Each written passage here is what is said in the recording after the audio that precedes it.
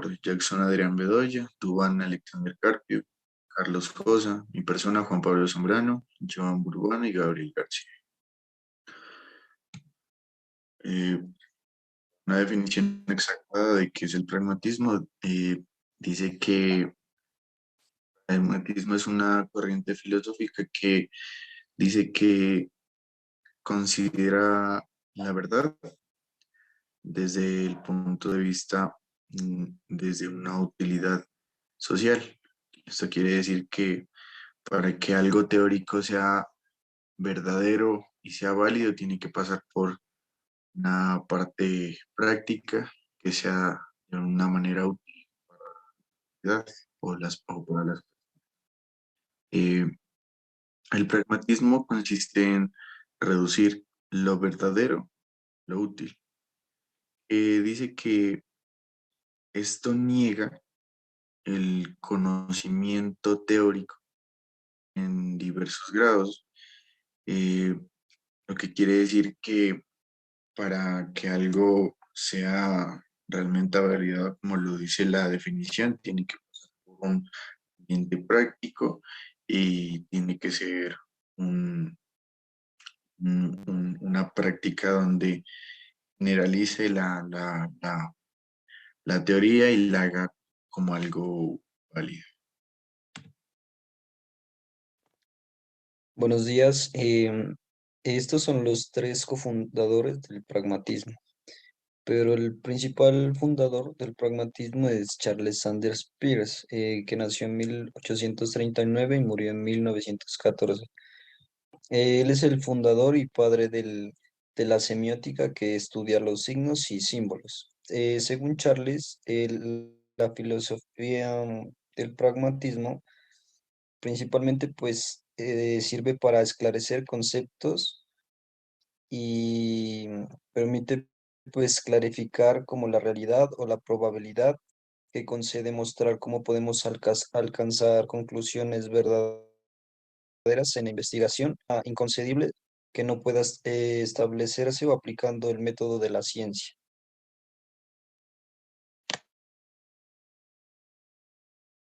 Buenos días. El segundo representante del pragmatismo es William James, que nació en 1842 y murió en 1910.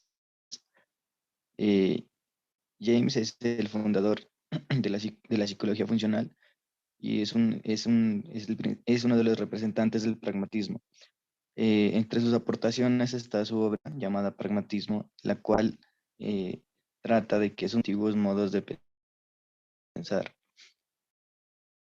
En esta establece que el pragmatismo es un método cuyo objetivo es evitar debates metafísicos, ya que busca comprender e interpretar las cosas en función de sus consecuencias prácticas. Además, William es el encargado de definir la verdad como uno de los principios básicos del pragmatismo. Establece que las ideas no son fijas ni inamovibles. Estas evolucionan y están sujetas al cambio. Por tanto, niega las verdades absolutas. El tercer representante es Johnny Dewey, quien nació en 1859 y falleció en 1952. Las aportaciones de este filósofo resulta el individuo alcanza la material necesario para que generemos conocimiento, siempre a través de la interacción y la experimentación. Por otro lado, Dewey también afirma que la diversidad de perspectivas y tradiciones son evidentes y que por tanto deben ser respetadas y abordadas desde el diálogo y la democracia.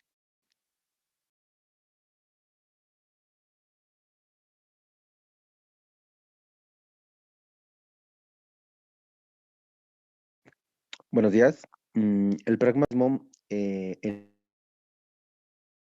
un problema médico, miramos que influye normalmente. Esto quiere decir que, pues, que lo miramos de la teoría, lo analizamos al campo práctico, para resolver adecuadamente situaciones planteadas en el ejercicio.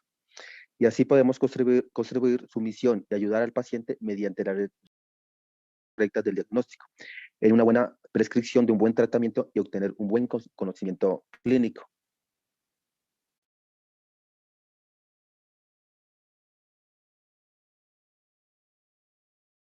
Bueno, en el siglo XIX surgió una patología pues, que se denominaba la explotación de los dientes. Esto ocurrió por un fenómeno que ellos pensaban que era un fluido llamado fluido calórico. Pues surgió a partir de la caries del diente, que podría ser como consecuencia de la acumulación del gas, pues que al final de todo quebraba el diente. Solo fue, pues esto solo fue en el siglo pasado cuando comenzamos a comprender que las caries son causa de la dieta y de las bacterias que se acumulaban en la superficie de los dientes. Sin embargo, la respuesta estaba vinculada a los químicos que se utilizaban para fabricar los empaquetados. La única forma de desaparecer el dolor de dichos dientes era cuando estos explotaban y ya la persona por completo se le quitaba el dolor.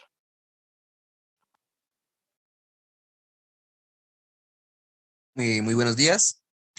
También en el siglo XIX apareció una patología también que le denominaban la cura de anca de paloma, que el médico alemán Carlos Fritz decidió que la mejor cura contra las convulsiones infantiles era sostener el anca de una paloma. Contra el ano de un niño, durante su ataque, supuestamente el ave moría poco después y que había convulsiones cesarían por un arte de magia. Pues gran parte de la comunidad científica se rió de él porque era supuestamente una locura, pero el médico pues dijo que era una cura milagrosa. El médico frustrado amplió la famosa anca de paloma al niño, donde el niño vomitó después, se recuperó por completo, el ave murió en horas después, eh, sin duda, pues Weiss se convenció de la efectividad del método, trató con éxito de convencer a sus colegas de seguir la investigación usando otros animales del corral. Esto pues se trata de la cura del anca de paloma. Muchas gracias.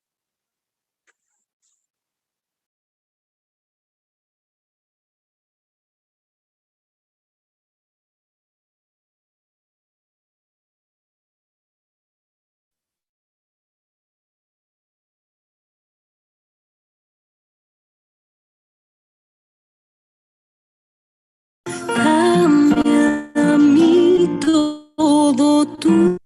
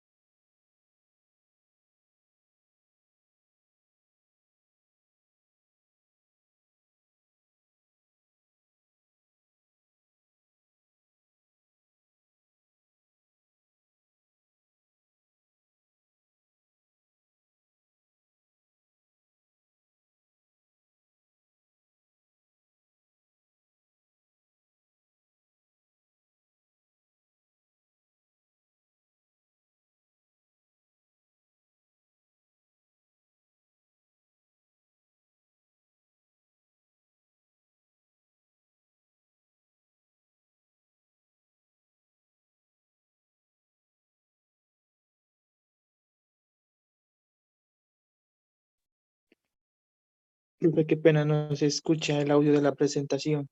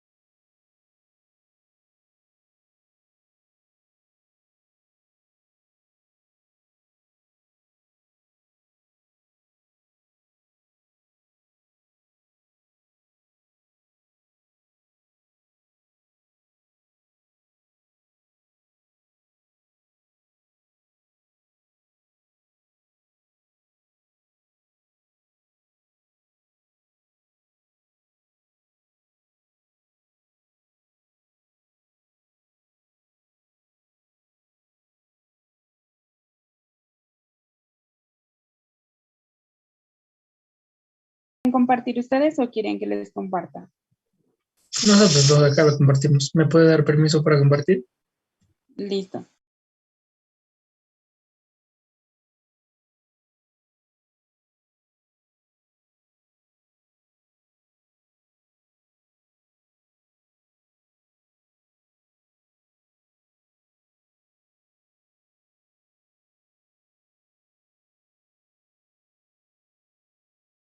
No me deja compartir.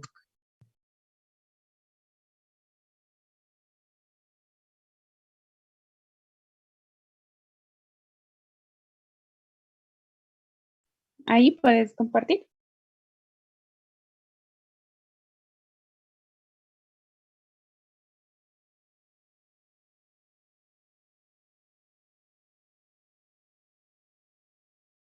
Ah, ya, profe, ¿sí están viendo el video? Sí, puedo compartir. Perdón, sí, miren, no sé si se puede escuchar el audio.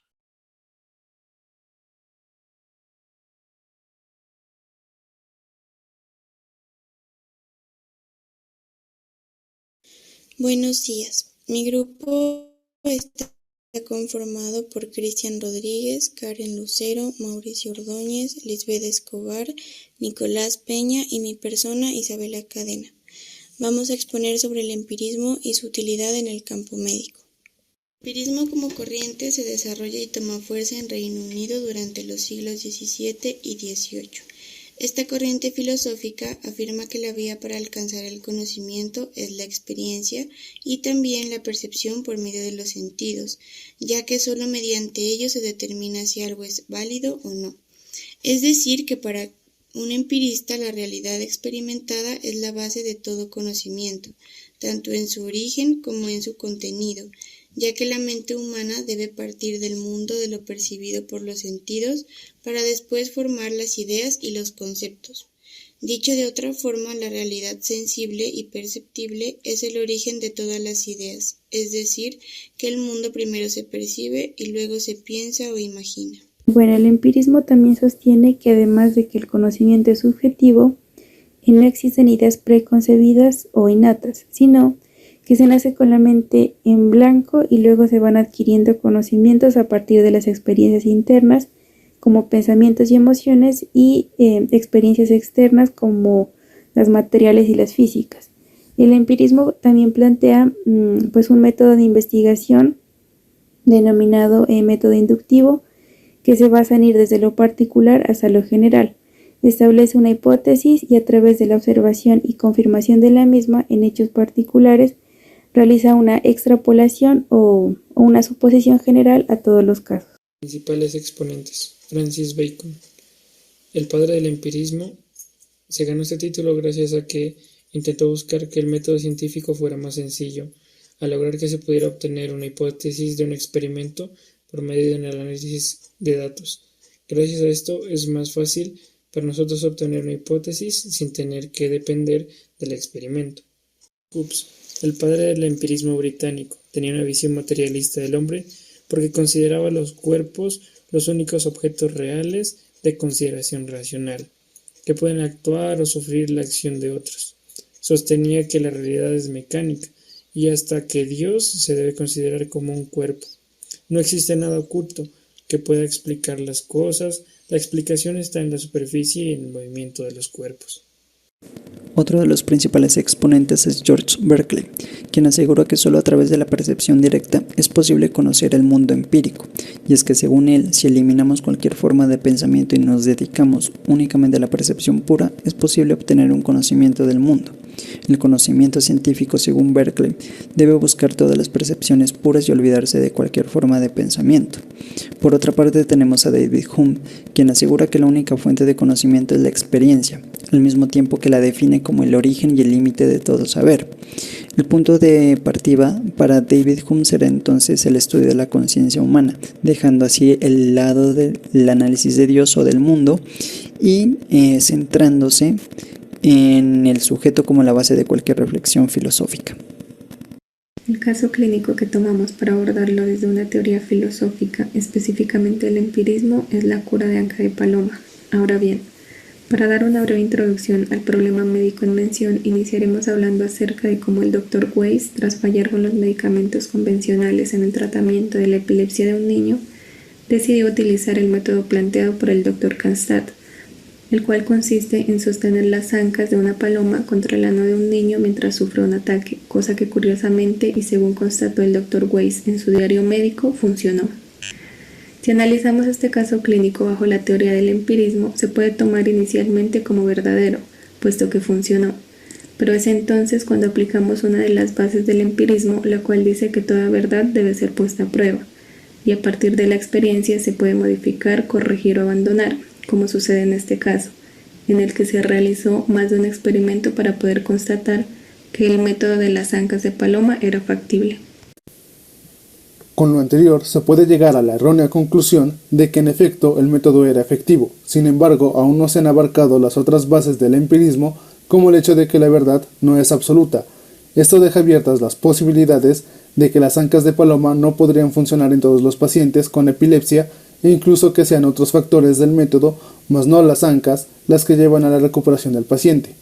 Y esto se puede constatar aquí con el planteamiento del Dr. Weiss, pues este creía que realizar estos experimentos con otras aves de corral eran necesarios, para evidenciar que el método sí funcionaba e incluso hacer otro tipo de descubrimientos. Con esto constatamos que el conocimiento es subjetivo, que no existen unas ideas innatas, sino que el ser humano a través de la experiencia va adquiriendo conocimientos, tal como lo expone el empirismo.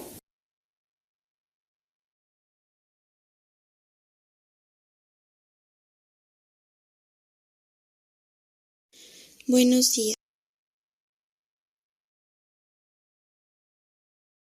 Listo, profe.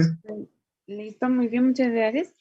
Muy bien, ustedes van a mirar que el empirismo también es una de las ramas que predominó por mucho tiempo para la práctica de la medicina. Lo vamos a mirar ahora. Quisiera preguntarle, chicos, para ir agilizando, porque ya se me va el tiempo, ¿hay algún otro grupo que quede pendiente?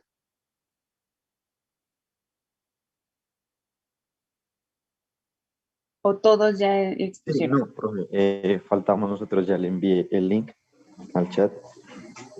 Listo, porfa, me confirman si se escucha. Lo que pasa es que no sé por qué del computador les estoy hablando desde mi celular, pero no sé de por qué del computador les hablo, pero no, parece ser que no me escuchan. Ah, y lo que les dije, no creo que me hayan escuchado, era que por favor me colaboraran enviándome el link de cada grupo o el video o la presentación que haya realizado cada grupo, ¿listo? Para poderles pasar su notita.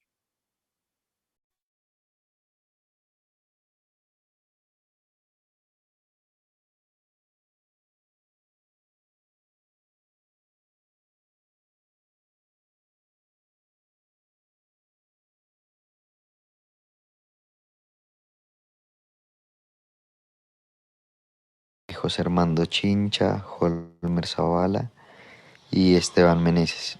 nosotros buenos días, mi grupo está conformado por Natalia Santa Cruz, José Armando Chincha, Holmer Zavala y Esteban Meneses. Nosotros vamos a hablar sobre el marxismo. Bueno, el principal argumento en el que se basa el marxismo es que el capitalismo es un sistema económico cuya estructura es errónea y por tanto debe ser reemplazada por otra que elimine el sistema de propiedad burguesa y el libre mercado de bienes y servicios.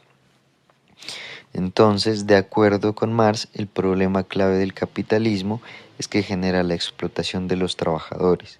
De ahí que Marx, para fundamentar su teoría, pues se apoya, entre otras cosas, en su conocida tasa de plusvalía, también conocida como plusvalor.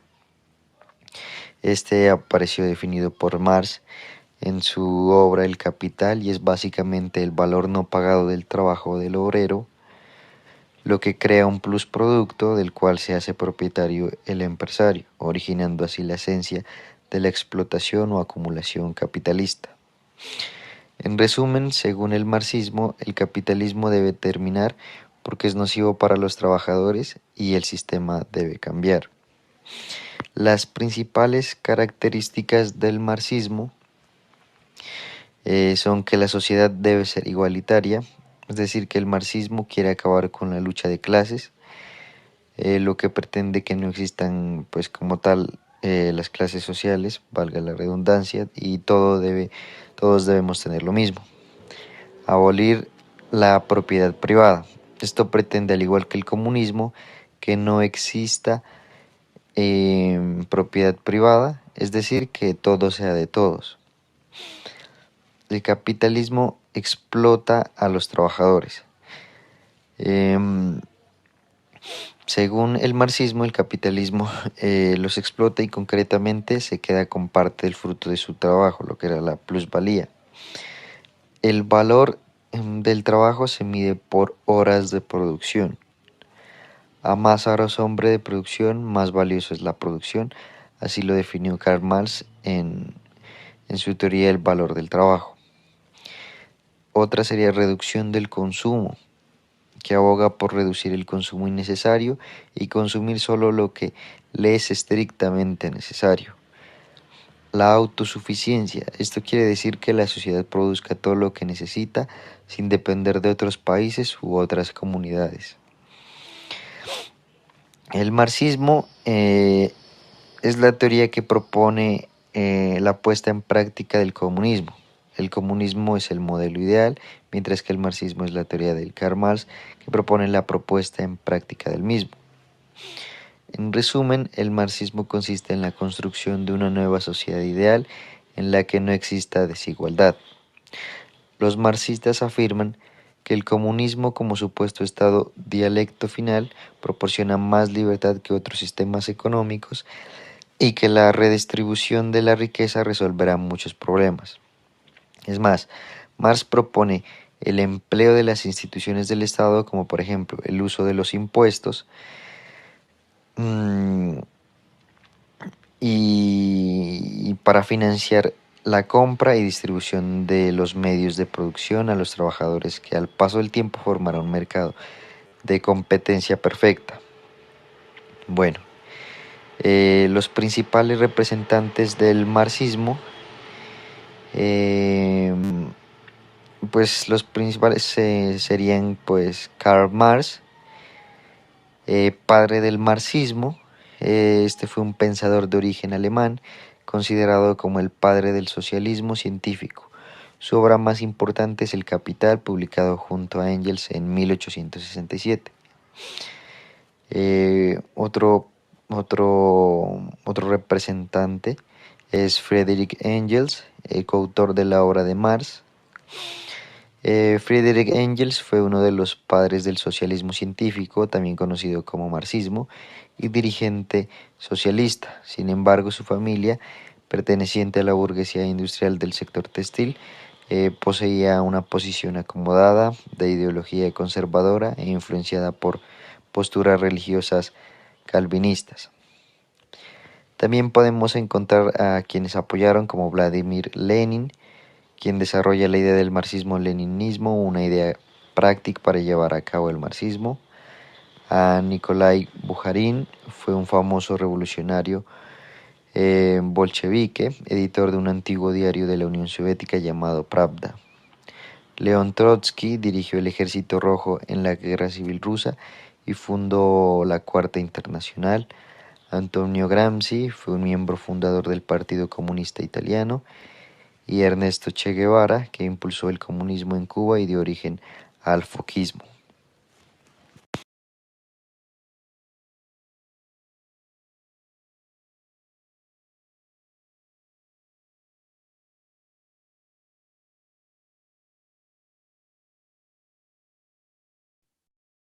Profe, buenos días. En cuestión a esa al marxismo también tenemos con Fernando Meneses. Antes que nada, quiero hacer una aclaración que mi nombre en la diapositiva lo dictaron mal, lo dictaron como Esteban Meneses y es Fernando Meneses. Pues para que lo tengan en cuenta ahí en el cambio. Listo, no hay problema. Bueno, Listo. muy bien. En cuestión, si no, es un caso clínico, o sea, acerca del marxismo y también daré un punto de vista acerca de él, ¿no? Trata de un cirujano que en 1961, durante una expedición a la Antártida, el cirujano ruso Leonid Rozogov se enfermó gravemente, necesitaba una cirugía y al ser un médico, el único médico en el equipo, se dio cuenta de que tenía que hacerla él mismo. En medio del invierno polar, Leonid Rogozov, de 27 años, comenzó a sentirse cansado, débil y con náuseas. Más tarde empezó a padecer un fuerte dolor en el lado derecho de su abdomen. Siendo cirujano, no tenía dificultades en diagnosticar una apendicitis aguda, dice su hijo Vladislav. Era una condición médica que había tenido que operar muchas veces, y en el mundo civilizado es una operación de rutina. Por desgracia, en ese momento, él no se encontraba en el mundo civilizado. En cambio, estaba en medio de un desierto polar. Rozogov hacía parte de la sexta expedición antártica soviética en la que un equipo de 12 personas fue enviado a construir una nueva base en el oasis de Simanger.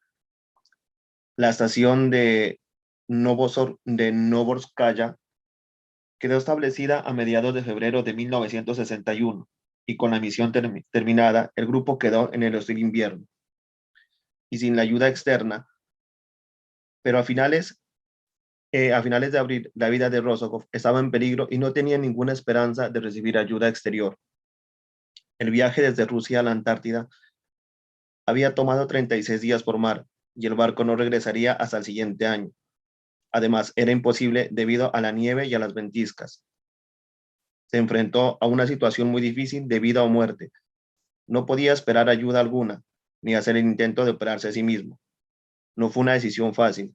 Rozogov sabía que su apéndice podía reventar en cualquier momento, y así ocurriría muy probablemente su muerte. Y mientras consideraba sus opciones, sus síntomas empeoraron.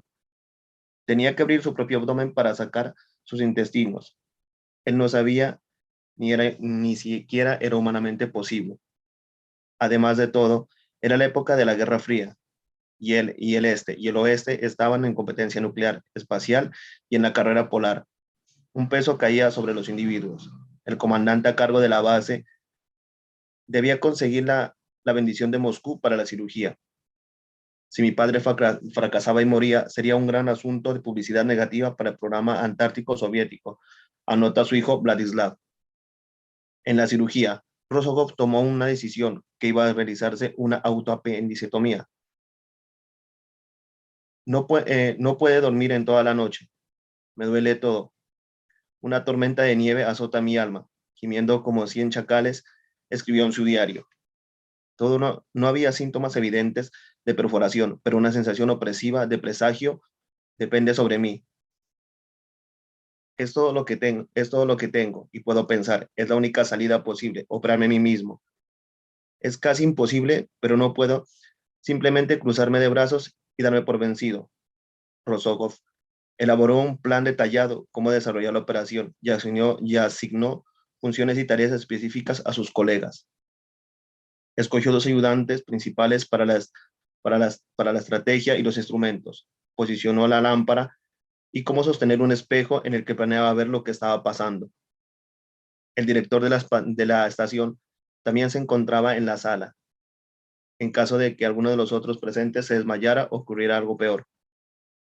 Era tan sistemático que incluso le dio instrucciones de qué hacer si él perdía la conciencia o cómo inyectar adrenalina si se practicaba algún tipo de respiración. No creo que su preparación haya sido la mejor, dice su hijo. El uso de anestesia general estaba fuera de toda cuestión. Roscoe fue capaz de administrar un anestésico local, pero a su vez hubiera hecho la incisión. La apéndice tendría que ser extraído, sin más anestesia, para poder mantener la cabeza lo más clara posible. Mis pobres asistentes, en el último minuto, lo miré, estaban ahí, vestidos con batas blancas, quirúrgicas, pero más blancos que ellas, escribió Roscoe en su diario. También tenía miedo, pero cuando cogí el aguja con la novocaína y me puse la primera inyección, de una u otra manera entré en modo de cirugía y desde ese momento me di cuenta de que todo estaría bien.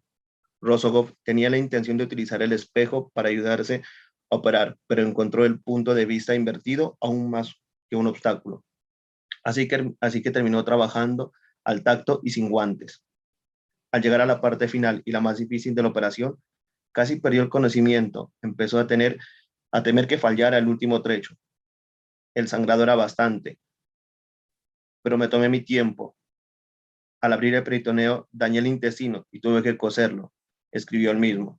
Me sentía más y más débil. Mi cabeza comenzó a girar. Cada 4 o 5 minutos descansaba 20 o 25 segundos. Finalmente, aquí está, el maldito apéndice. Con honor noté que la mancha oscura de su base, eso significaba que un día más hubiera estallado. Mi corazón reaccionó y se ralentizó notablemente. Mis manos parecían de caucho, pero no hubo fallo. Después de casi 2 horas, había completado la operación hasta la última puntada. Entonces, antes de permitirse descansar, instruyó a sus asistentes de cómo lavar los instrumentos quirúrgicos, y solo cuando la habitación estuvo limpia y ordenada, se tomó los antibióticos y las pastillas de dormir. Fue un logro asombroso. Lo más importante es que estaba aliviado, porque tenía otra oportunidad de vivir, cuenta Vladislav, su hijo. Roscoe volvió a sus tareas normales en solo 2 semanas.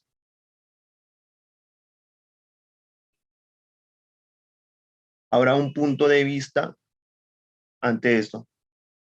En relación al marxismo, sería el problema de que tienen las poblaciones vulnerables al adquirir procedimientos médicos de calidad de los cuales pueden afectar las condiciones de vida, bienestar y desarrollo de manera individual. En una comunidad, como se relaciona en el caso, que fue en la Antártida, un cirujano, al necesitar una operación de cirugía y al ser el único médico en el equipo, procede a realizarla él mismo, ya que no se encontraba en el mundo civilizado, lo cual se lo relaciona con muchos casos en los cuales no se ha visto en una buena participación de salud pública y negligencia por parte de los entes de salud, faltando así como por nombre los lugares que no cuentan con hospitales en los cuales pueden resolver este problema de situación. Muchas gracias.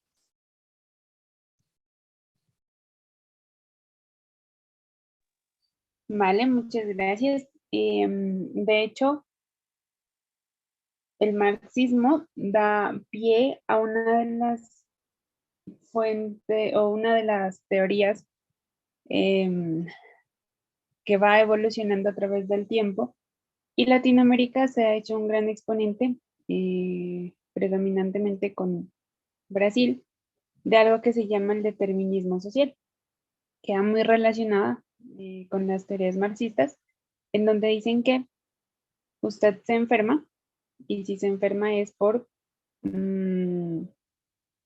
la sociedad alrededor suya lo lleva a enfermarse. Entonces, eso es una teoría muy interesante que la vamos a mirar en algún momento. Y creo que les va a pues, ayudar, y sobre todo que uno abre los ojos y no está del todo errada. Creo que no es 100% pues aceptable, pero no tampoco es negable en su totalidad. Entonces eso es muy interesante. Muchísimas gracias, chicos. Por favor, a través de su representante, no se olviden de hacerme llegar los videos o las presentaciones o el link en dónde está su exposición, ¿vale? Muchísimas gracias. ¿Hay algún otro grupo o con eso, creo que con ellos terminamos, ¿verdad?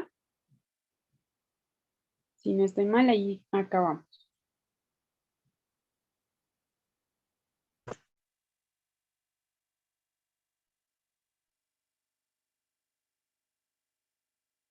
No sé ustedes qué me dicen, ¿hay algún otro grupo pendiente?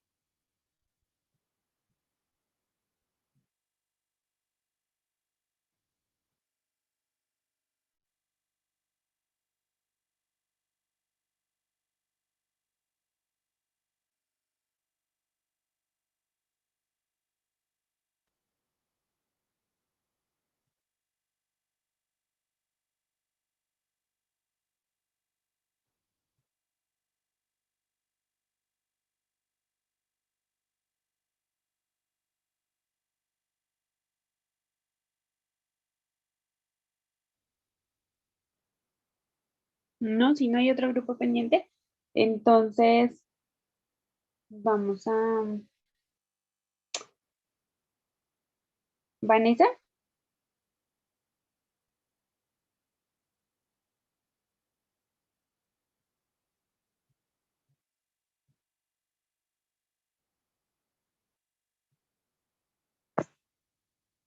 Chicos, por favor, ayúdenme respondiendo, porque no sé si se escucha o no se escucha. Sí. El idealismo estamos pendientes, ¿sí?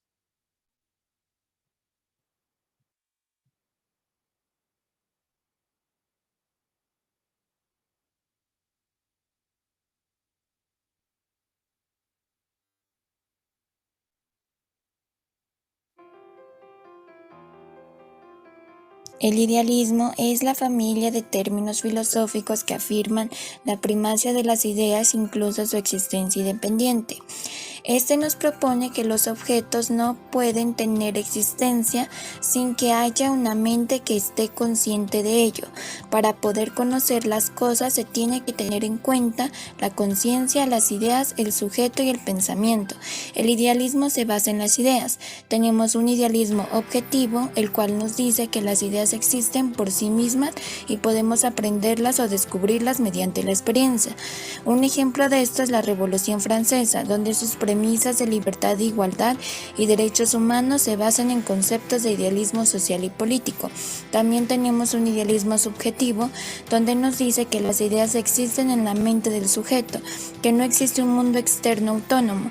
Para el idealista subjetivo, los demás son ideas que existen en su propia mente. Un ejemplo de esto es Don Quijote de la Mancha, donde este se caracterizaba por un personaje que soñaba y se perdía en su propio mundo de ideas. Dentro de algunos representantes del idealismo encontramos a George Federico Hegel, a Immanuel Kant, a Juan Teófilo Fichte. Al hablar un poco de sus pensamientos, encontramos que Hegel, un idealista alemán, el cual él desarrolla el método dialéctico y también nos habla acerca de un espíritu absoluto, el cual fundamenta la existencia humana. Immanuel Kant es aquel que va a defender la autonomía de la razón, y también nosotros conocemos la famosa ética kantiana. Y Teófilo Fichte, él habla acerca del principio de la realidad, es el yo, y a partir de eso se va a construir la parte formal y la parte material del conocimiento. Caso: el marinero traga cuchillos. En 1799, un marinero estadounidense de 23 años llamado John Cummings desembarcó para pasar la noche con sus compañeros en un puerto francés. Allí, el grupo vio a un mago que entretenía a una gran audiencia pretendiendo que tragaba cuchillos. Más tarde, esa noche, Cummings, que ya estaba muy borracho, se hartó de que podía tragar cuchillos igual que el francés. Animado por sus amigos, el temerario marinero se metió su cortaplumas en la boca y se lo tragó. Cuando un espectador le preguntó cuántas navajas podía tragarse al mismo tiempo, Cummings respondió: todos los cuchillos a bordo de la nave, antes de consumir 3 más. Fue una hazaña impresionante, si bien fue una idiotez. Aunque Cummings no intentó tragar más cuchillos por 6 años, En 1805 quiso lucirse en una fiesta y repitió su actuación frente a un grupo de marineros. Pero no pasó mucho tiempo hasta que Cummings comenzó a sufrir los efectos negativos de su dieta poco ortodoxa. Un terrible dolor abdominal hizo que comer se volviera cada vez más difícil y comenzó a morir de hambre. Finalmente falleció en 1809 después de una larga enfermedad. Sus médicos, que no habían creído sus historias de que había comido cuchillos, quedaron inicialmente desconcertados, hasta que diseccionaron su cuerpo y se asombraron al descubrir los restos corroídos de más de 30 cuchillos dentro de su estómago e intestinos, uno de los cuales incluso perforaba su colon. ¿Cómo se abordaría este caso médico desde el idealismo? El idealismo sostiene que no hay cosas reales independientes de la conciencia, lo que significa que conocer es producir o crear, por lo que un médico idealista, al tratar el caso de Cummings, habría creído en su palabra, cuando éste expresaba que había tragado cuchillos, ya que no habría forma de que él sintiera dolor si no hubiera en primer lugar un fenómeno que lo ocasionara. El doctor probablemente atribuiría el hecho de que John hubiera sobrevivido durante tanto tiempo a una condición o anomalía propiciada por una divinidad biológica como Dios, puesto que el idealismo está relacionado con las nociones del alma y de fuerzas superiores. Aunque una vez que hubiera descubierto la causa de su enfermedad, el médico pues con un enfoque idealista se habría planteado extraer las cuchillas utilizando pues cualquier medio, como por ejemplo una cirugía, e intentando reparar el daño causado por las mismas. Al final, cuando John muriera, que era lo más probable debido a las circunstancias y a pues las limitaciones de la época, el juicio médico habría determinado que ningún ser humano puede tragar cuchillos sin consecuencias, ya que pueden ser mortales, constatando de esta manera que la realidad del punto de vista del idealismo es un constructo al que se le da forma con las ideas y la experiencia.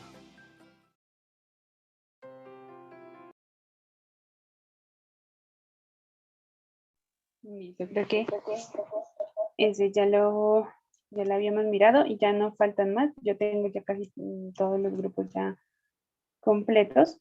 No se olviden, por favor, de a través de sus representantes hacerme llegar, ¿no?, los videos. Bueno, voy a compartirles en este tiempito que nos queda.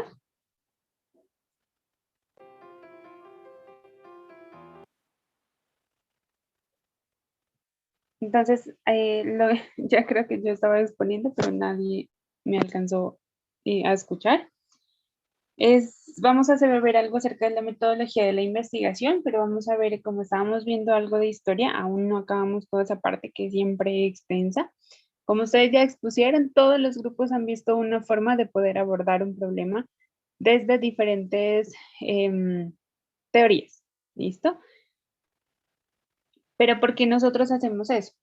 ¿Vale? Si usted sale, hoy en la mañana probablemente usted se levantó, salió de su casa y lo primero que de pronto pensó al salir es, ¿será que llevo una chaqueta? ¿Llevo una sombrilla? ¿Será que llueve? ¿No llueve? En un clima como el de Pasto, en el que en la mañana está haciendo un sol radiante y en la tarde cae el diluvio, entonces no sabemos nosotros cómo actuar. Y eso genera algo en los seres humanos que se conoce como incertidumbre. Entonces la incertidumbre es lo que nos mueve o lo que nos ha movido siempre a buscar respuestas. ¿Listo? Y más en un campo tan amplio como el del campo de ciencias de la salud. La salud en sí, ¿no?, se ha convertido en una de las principales porciones de nuestra vida entera y en donde cada vez la investigación ha ido avanzando de tal manera que ha logrado resolver varios problemas o incluso colocarnos algunos otros. La investigación es una búsqueda ordenada de conocimientos coherentes, de reflexión analítica, de confrontación continua de los estados empíricos y del pensamiento abstracto, a fin de explicar los fenómenos de la naturaleza. Entonces, no es simplemente salir y poder decir, parece que va a llover. No. Entonces, basado en cualquiera de las teorías que ustedes expusieron, la investigación debe llevar un orden, ¿listo? Un orden y debe ser coherente, dado que esta siempre sea reproducible. y que nos permite confrontar, ¿listo? Confrontar los datos, los resultados con las experiencias, con el estado del arte que existe hasta el momento en que nosotros investigamos y que nos permite realizar un razonamiento lógico mediante cualquiera de las teorías que miramos, pero que nos permite al final explicar los fenómenos de la naturaleza. Y me pareció muy interesante, miren que todos abordaron un problema médico, un problema de salud desde cualquier punto de vista y todos aportan desde su punto de vista algo diferente. Entonces, desde como lo miramos en la repetición del idealismo, desde eso simplemente como un estado de las ideas, como de hasta el marxismo que le tendemos a echar mucha responsabilidad hacia la parte gubernamental de los problemas de salud y que no está del todo errado. Para practicar la medicina a través del tiempo se ha hecho de maneras distintas. ¿Listo? Primero lo hacíamos de manera espontánea o instintiva. Si teníamos una herida, pues lo razonable sería cubrir la herida. Si teníamos generalmente tratar de curar aquello que nosotros pensábamos que estábamos mal y a través de la humanidad hay muchos registros de diferentes prácticas médicas que se hacían o que se hacen incluso actualmente de manera instintiva. Si usted, por ejemplo, tiene fiebre, entonces la abuelita lo que primero le dice es colóquese un pañito de agua fría en la frente. ¿Por qué? No sé. ¿Por qué en la frente no? ¿Por qué un paño y por qué no le echamos goticas de agua? No. Pero ha sido algo que hemos hecho de la práctica espontánea y lo que hemos aprendido. Después de esa práctica empírica, volvemos nuevamente y el ser humano dijo, no, esto tiene que haber algo mágico aquí que tenga alrededor de la salud. Entonces empezamos a mirar a la salud como un resultado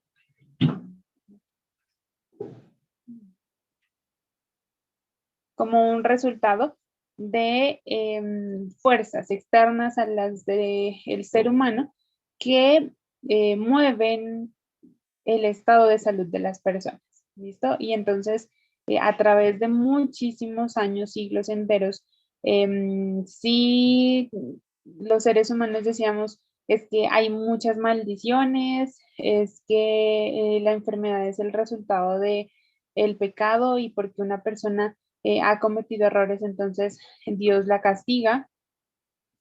Y después de todo esto y después de una larga trayectoria histórica, ya mirábamos que practicar la medicina no era simplemente creer en la experiencia de otros o en creer que es una práctica mágico-religiosa, sino que ya le dimos algún nombre técnico y empezamos a poder realizar esta investigación de una manera más práctica y basados en diferentes teorías que las vamos a mirar poco a poco. Como ustedes saben, pues nosotros, o la medicina, como la conocemos hasta hoy en día incluso, tenemos algo de los aportes que hizo Hipócrates en el siglo V antes de Cristo. Hipócrates decía algo, la vida es breve y el camino de la medicina es largo. O sea que eso es un montón y durante el periodo del cual nosotros podamos adquirir conocimiento en la medicina es poco y ese conocimiento debe transmitirse para poder que otras personas tengan ya ese conocimiento y no tengan que atravesar por el proceso el cual lo realizaban siglos atrás. Entonces, Hipócrates, pues Galeno lo conocemos como el padre de la medicina, pero Galeno tenía muchísimo de la escuela hipocrática. Hipócrates junto con Aristóteles fueron los primeros filósofos griegos, citando es uno de los primeros escritos conocidos, que abordaban la medicina como una ciencia en la cual podía ser metódica, ¿listo? En la cual se podía repetir este conocimiento y tenían una forma estricta de poderlo realizar. Por eso, ¿listo? Por eso, o sea, de tal manera que desde ese entonces cambiamos, a Hipócrates fue de los primeros filósofos que cambió esa forma de ver la salud simplemente como algo externo que no podemos controlar, a ir dirigida, ¿sí? O dirigió ese conocimiento hacia las prácticas teóricas, es decir, hacia la teorética que se conocía en ese entonces, y empezó a decir por qué se estudia, ¿listo? ¿Por qué se estudia? ¿Cuál es la base? O sea, ¿por qué yo estoy estudiando esto? Y lo más importante, una de las cosas más importantes fue la exigencia sistemática que él empezó a obtener de los fenómenos o de los objetos que debían ser analizados, ¿listo? Y esa sistematicidad le permite encontrar un orden, ¿listo? Y al encontrar un orden, le permite fundamentar su teoría en principios que sean ciertos y racionales. Y esto es importante, ¿sí? Esto es muy importante. Miren que cambiar simplemente eso de la práctica instintiva a que se convierta en una práctica sistemática y que podamos encontrar esos principios que pueden regir la medicina, es sumamente importante para las bases que nosotros podemos fundamentarlos hoy en día. No podemos tener la misma metodología ni podemos usar tampoco los mismos principios, pero la esencia del conocimiento está allí, ¿listo?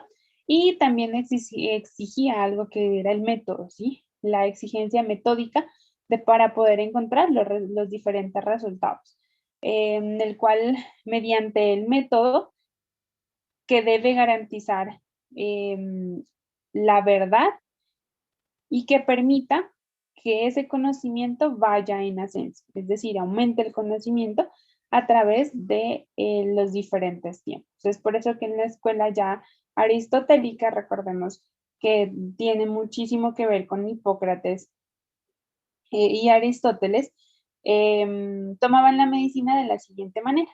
Entonces ellos tomaban a diferentes sujetos a los cuales le realizaban cierto número específico de pruebas y los agrupaban estos sujetos, tal vez Aristóteles y siguiendo la línea hipocrática, agrupaba a los seres, pues a las personas en grupos semejantes que permitieran que se puedan comparar. Después de comparar esas características comunes, podían definir que había un principio en esas personas, ¿listo? Entonces había un principio en esas personas y de ahí nace lo que ahora conocemos como el método inductivo, en donde ustedes lo decían, íbamos de lo particular hacia lo general. ¿Basado en qué? Basado en la recolección de datos que nos daban nuestros sentidos. Todas las percepciones sensoriales del tacto, el gusto, la escuela aristotélica era una escuela que le permitía tocar a su paciente, que usted tenía que ir y mirar y probar, y si tenía que oler, olía, y si tenía que saborear, saboreaba, y si tenía que tocar, y si tenía que palpar, todo lo hacía mediante los sentidos, y esos datos se iban recolectando. Entonces usted podía decir, ah, mire, un abdomen normal es aquel que se encuentra en todos los sujetos de las mismas características, y esto es común a todos, decían ellos. Pero para identificar la enfermedad, entonces, esto ya que es general a todos, particularmente en una sola persona es diferente. Entonces, ese reconocimiento y aislar aquello que no era semejante entre los objetos, sino aquello que era diferente, se conocía ya como enfermedad. Esa enfermedad era la que ellos trataban. Puede que ustedes digan es que puede ser un método, puede que no, pero ellos ya hacían algo que era metódico y que era sistemático, y eso es lo importante. ¿Listo? Que cambiar ese concepto de simplemente ir a ver un paciente y adivinar a que algo que sea que siempre a todos les aplicaban la misma prueba bajo los mismos conocimientos y los mismos datos de normalidad, y al final obtenían el resultado como qué era lo diferente en estas personas. En este entonces se destacaban mucho los humores, en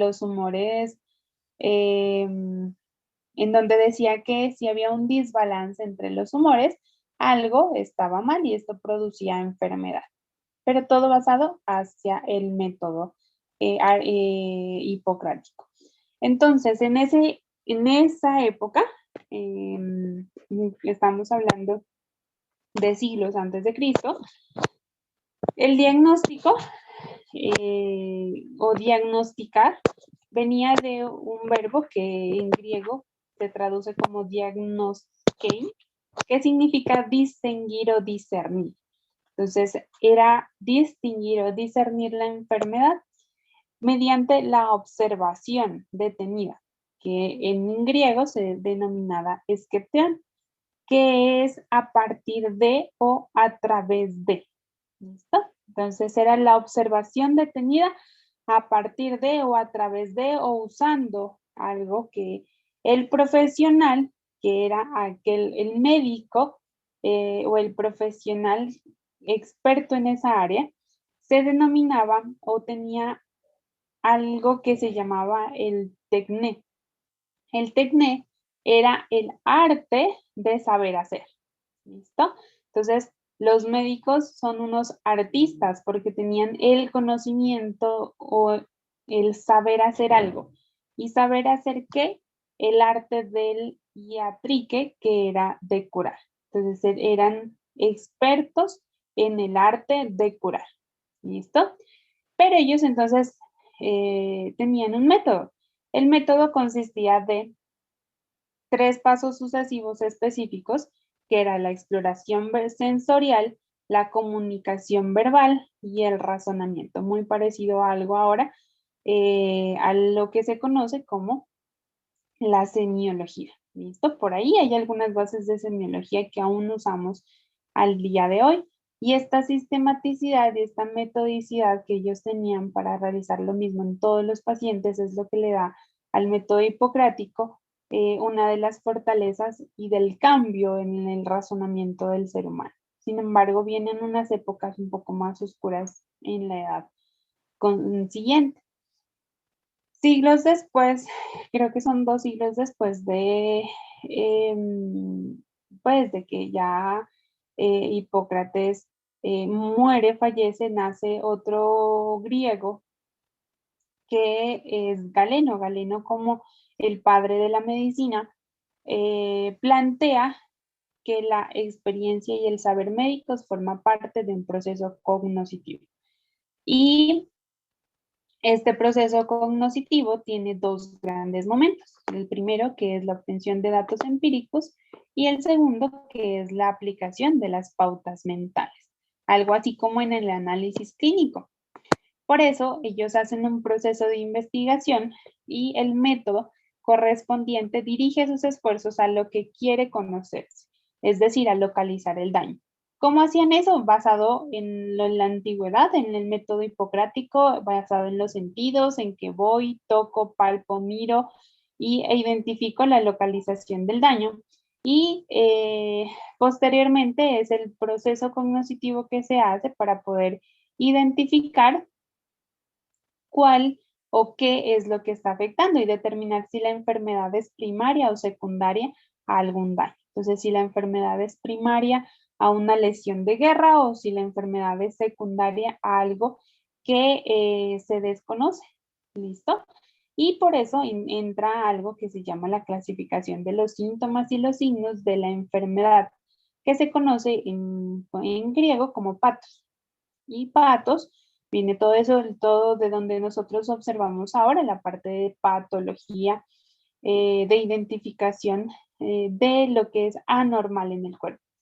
Y con esto identificaban las causas y especificaban e individualizaban cuál era el desorden que estaba ocasionando en el cuerpo del ser humano para identificar el proceso errado o morboso del cual estaba sufriendo la persona y con esto tratar de corregir la causa y poder sanar, ¿listo? Por eso se conoce como el padre de la medicina, porque hace un proceso, Galeno instaura un proceso de investigación individual en la que la personalización de la identificación del daño y el raciocinio, que ya se conoce de algo que sí es general, a todos, pero que esto es patológico, e identificar cuál es la causa del daño y tratar de corregirla a través, y cómo la identificaba a través de signos o síntomas, genera todo lo que conocemos ahora como medicina o la práctica médica como tal. ¿Listo? Y es un método de investigación. Este método galénico es un método de investigación que, si bien es individual o personalizado al paciente, no deja de ser un método que identifica los errores la anormalidad que hay en una cohorte de pacientes que se podrían definir como normales. Ya después del siglo XVII hasta el siglo XIX, hay diferentes métodos. Miren que con esto, con el método galénico, duramos como humanidad un montón de tiempo. Sigue después, porque Galeno vivió en el siglo II después de Cristo. Y con este método permanecimos casi 15 siglos, porque hasta el siglo XVII aún teníamos y reconocíamos estos mismos, o esta misma metodología era aplicada. Sin embargo, posterior, ya en el siglo XVII, ingresa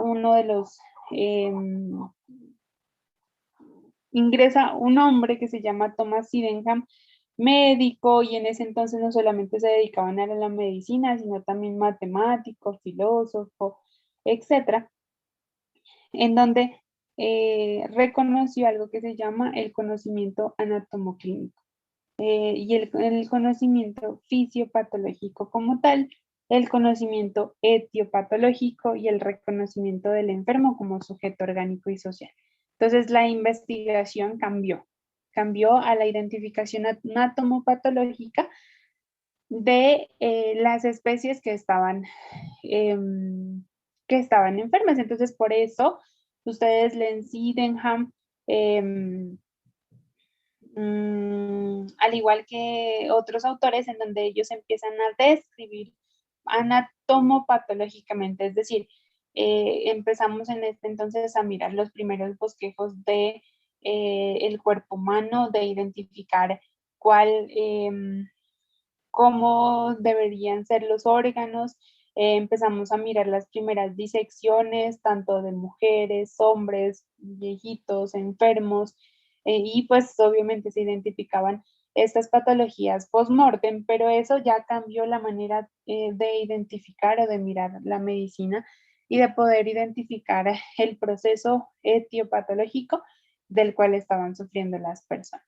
¿Listo? Entonces, ya encontramos una causa y así sigue la investigación en salud, que actualmente se divide en 3 áreas. Ya no vamos a mirar simplemente que nos dedicamos a los cuerpos y a la disección de los cuerpos, sino que ya vamos a mirar en un próximo encuentro que tengamos cómo abordar el problema de la enfermedad desde diferentes puntos de vista. Pero la investigación en salud va evolucionando de esta manera hasta llegar a la actualidad, en donde se dividen en 3 partes específicas, que son la investigación en biomédica, que podríamos considerar que tiene aún uno de los vestigios de Sydenham, en donde aún evaluamos o investigamos a nivel celular, a nivel molecular, la genética, ¿listo? La epigenética, todo esto que ustedes ya han visto en diferentes áreas de las cuales se están estudiando en el momento, como genética, ¿listo? Hay otra investigación que es la clínica, que es la parte de la mayoría de investigaciones que se hacen en donde entra también la parte de epidemiología y bioestadística para identificar, ¿listo? Para identificar factores de riesgo. Aquí vamos a mirar que en esta investigación clínica identificamos tanto factores de riesgo como factores protectores, como el proceso clínico, miramos cómo están el estudio de los medicamentos, de cómo se sale un medicamento a ser aprobado por la FDA o por cualquier eh, o cualquier otro programa que pueda asegurar de que es un medicamento seguro. Y por último está la investigación en salud pública.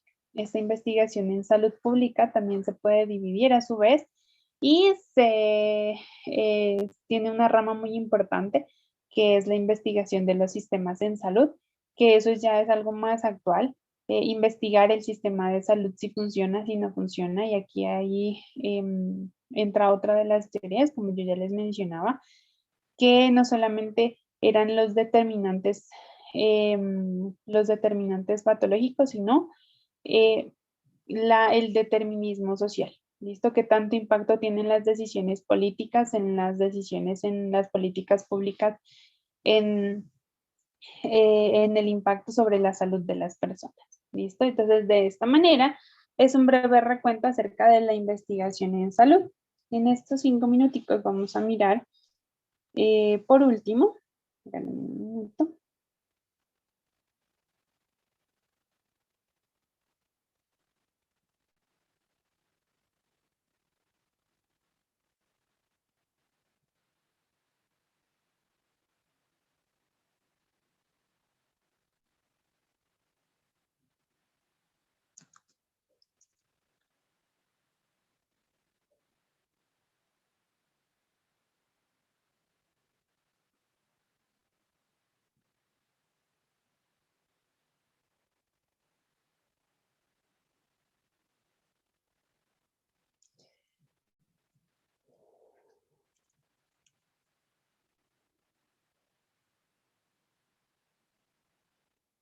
Vamos a mirar algo que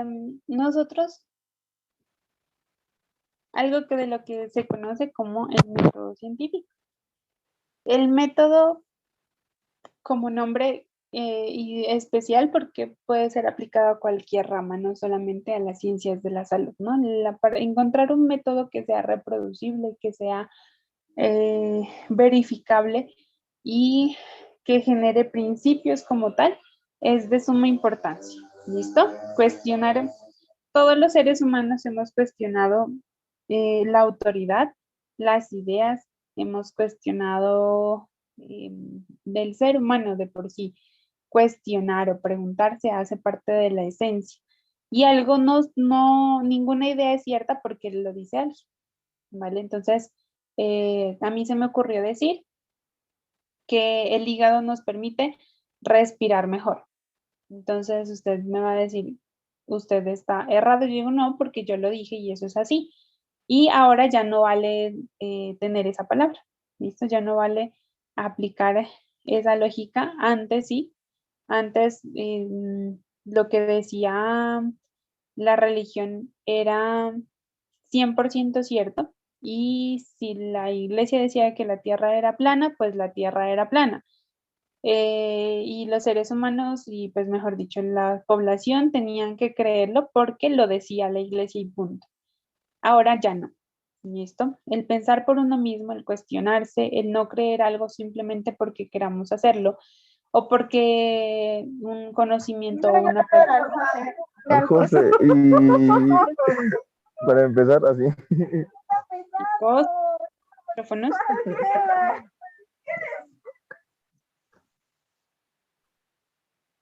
Gracias. Entonces, decíamos que creer en algo no lo convierte en realidad simplemente porque así lo quiero creer y punto. Sino que debe demostrarse a través de pruebas, a través de la observación, experimentación, y si una idea no pasa o no se convierte en un experimento, se considera error.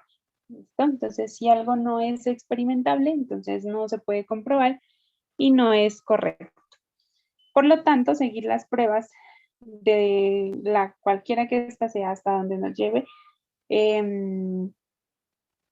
la verdad, ¿listo? Y eso es lo que nosotros como humanidad hemos ido demostrando a través del tiempo, que es la verdad. Lo más importante es recordar que uno puede estar equivocado e incluso los mejores científicos se han equivocado, que el conocimiento no es universal, que lo que hoy es cierto probablemente mañana no lo sea, porque lo puedo investigar y lo puedo refutar y puedo sacar una nueva afirmación. Entonces, estamos subidos sobre hombros o montados sobre hombros de gigantes.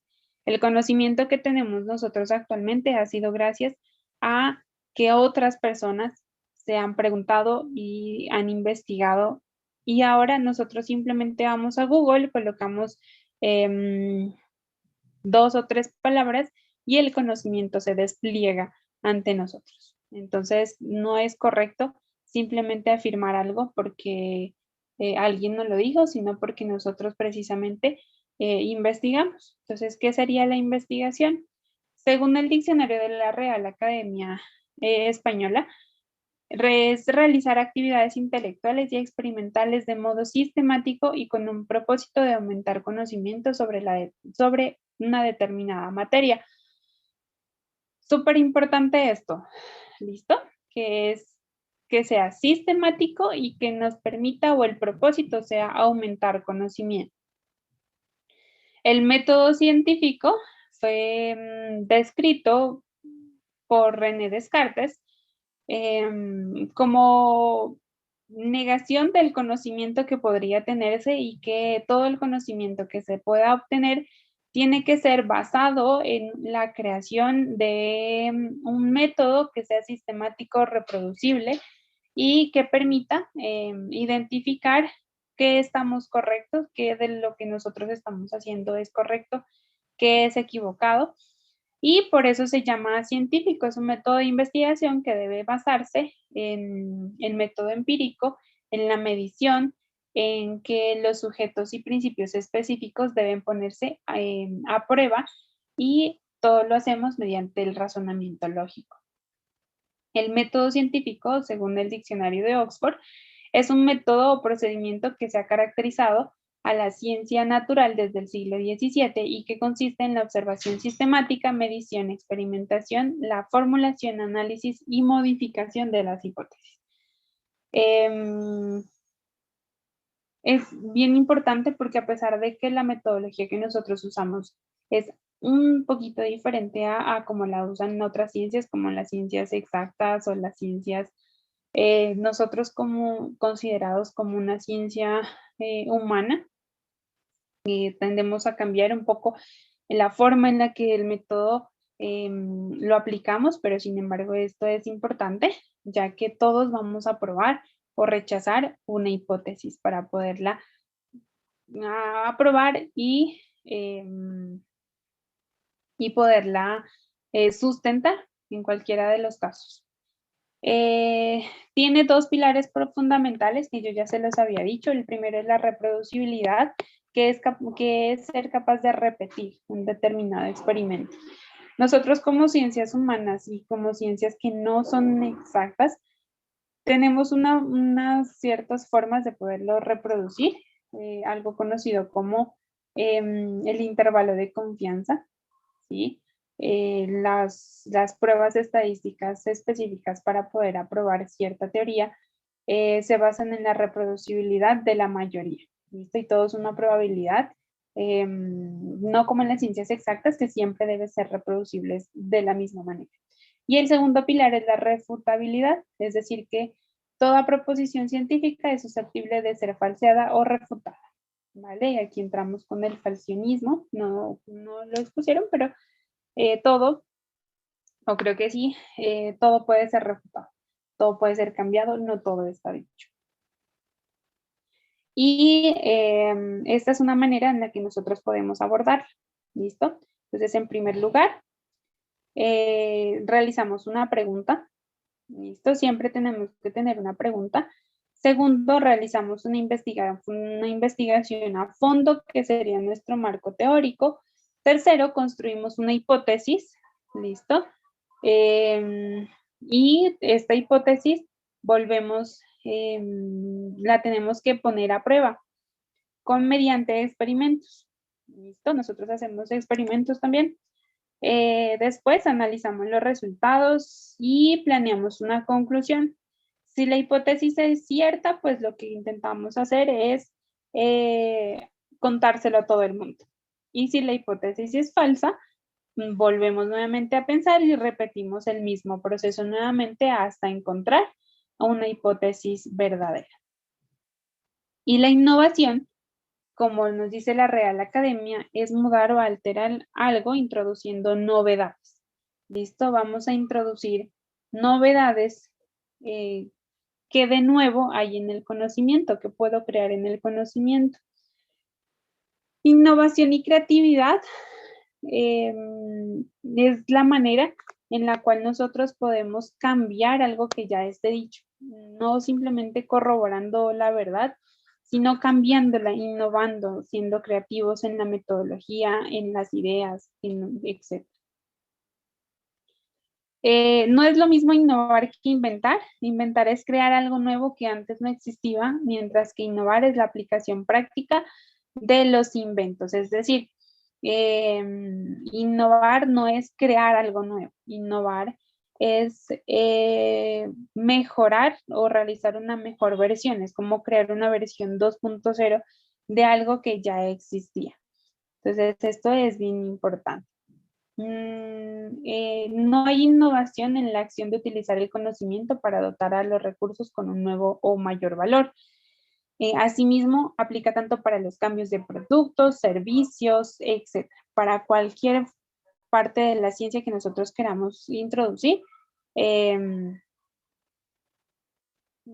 podemos encontrar. Entonces, innovación y creatividad está basado en la necesidad de poder hacer preguntas innovadoras, de poder hacer preguntas que se puedan modificar, que creen nuevo conocimiento. ¿Listo?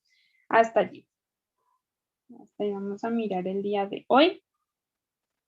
Entonces, chicos, vamos, hasta ahí va la parte de cómo la historia y las diferentes teorías cambian el conocimiento y cómo ustedes pueden ir modificando ese conocimiento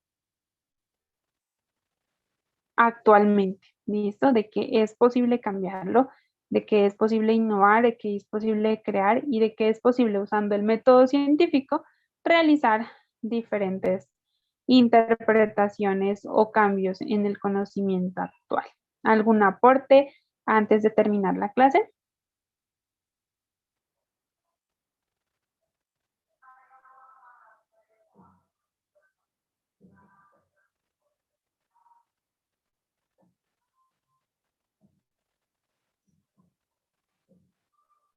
Bueno, no nadie, ningún aporte. Creo que ya todos están en modo vacaciones. Entonces no vamos a dejarles, ya tendremos tiempo de poder trabajar más arduamente el próximo año. Pero sí les voy a dejar como tarea, ¿listo? Unos artículos. Se los voy a pasar por el chat, pero también quiero que por favor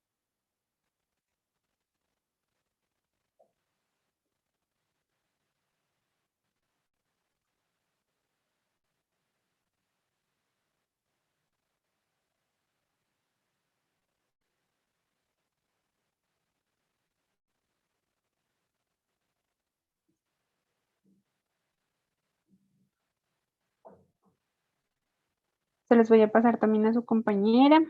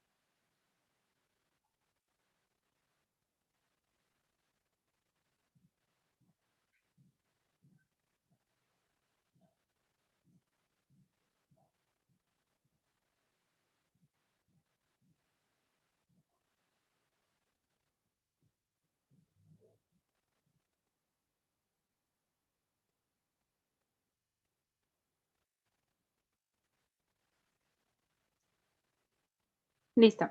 Entonces ya les envié, esos son los artículos.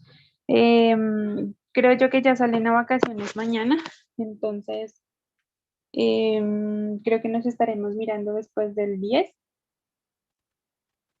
pero si quiero por favor que los revisen. ¿Listo? Entonces les voy a... lo revisen. Hay una parte que es un ensayo de historia de la investigación en Colombia y de la parte política. Eso les va a ayudar mucho para crear la justificación. Hay otra que es sobre cuáles son la investigación en Latinoamérica. Hay otro artículo que es sobre la importancia de la investigación en los sistemas de salud. Y creo que hay uno complementario. Entonces, esos artículos, por favor, quiero que los lean. Cuando ingresemos en enero, realizaremos un taller con respecto a los libros. Dime. Doctora, disculpe, es que de los artículos solo se pueden abrir 4. Es que hay uno que dice como que ya lo tiene guardado o no sé, a mí no me deja abrir. ¿Cuál será? El de... El tercero. El tercero ya les paso a ver.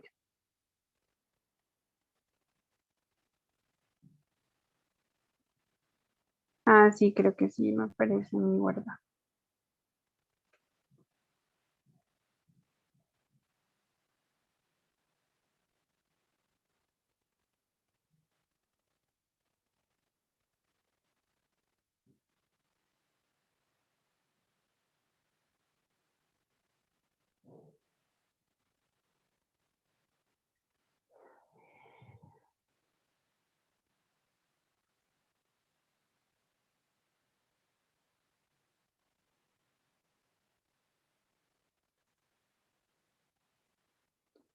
Listo, ese es el último sobre tendencias de investigación en salud en Latinoamérica.